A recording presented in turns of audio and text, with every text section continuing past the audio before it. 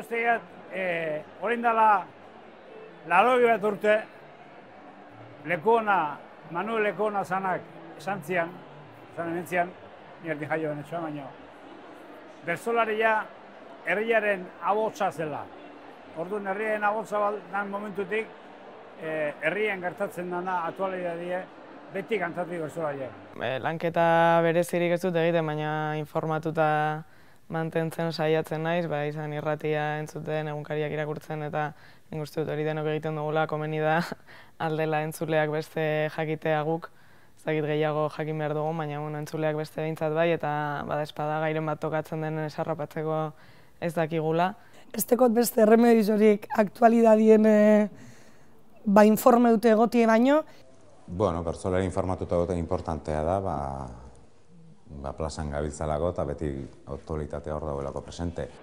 Nik askotan esan diat guk esautu daun erari o likidoi finena urabek. Urabera ere, korrientien espaldi maihua, gelditzen maldi manda ustel duitek. Eta beste gozerre bai, eta bertso ez esanik ez.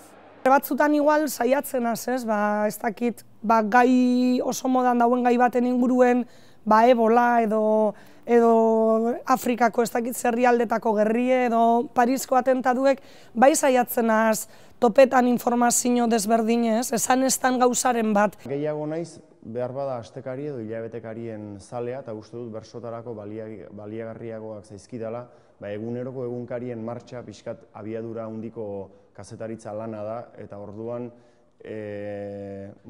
beste astekari edo hilabetekariek bestelako gogoetarako espazio bat eta gogoeta lan bat izaten dute, eta uste dut denbora hori, denbora horretan sortzen den lana, gero bertsolari bezala, hartzaile bezala, eta gero norberak ere pare bat buelta emateko gustokoago materiala izaten dut. Ni neu bereziki, internet eta irratia, telebista ez dut ikusten ja aspaldian, eta bai, sentitzen du batzutan horren handikapa, irudien falta. Irudien falta, askotan bertsotarako behar bada lagungarri izaten da ez hainbeste jakitea, ez bada idea konkretu bat edo jendeak bolo-bolo dabilen horri buruzko detaile konkretu bat, ez da hor, irudia oso importantea dela uste dut, nik aspaldian horren eskazia sumatzen dut. Bertsolaria ibili dan lekuan, egunero ibili dan tokian, beti ibilidek belarria dara egile zabalik. Nun ze jasoko. Telebista da behar bada, telebistak dioena, jendeak entzuten du oroar. Beste gai batzutan, beste gertz batzun bila sartzen bazara, seguru asko informazio hori konpartitzen dutenen kopurua murrizten doa, edo ez dakit, askotan aspaldion gertatzen dena, teknologia berriei buruzko, ez teknologia berriei buruz, baina teknologia berrien bidez, sare sozialen bidez edatutako albisteekin eta kakotxartean kontu zibili behar da, sarritan publikoaren parte handi bat kanpo geratzen dalako. Herrizari ibili behar duna, behartuta zeok aldun dana bildu, jaso, eta gero herrien abotz izen behar baldin bada, emateko. Ez dut egiten, azten azen aktualidadieri bueltaka bertzotan hau erabiliko neuke, edo hau holan esango neuke,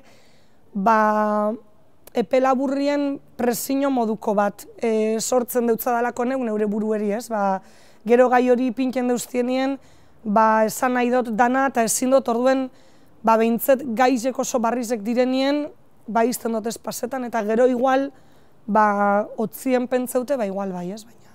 Baina saiatzen az bere horretan lantzen aktualidadi eta gero bertso saioetan datorren moduen erabili edo.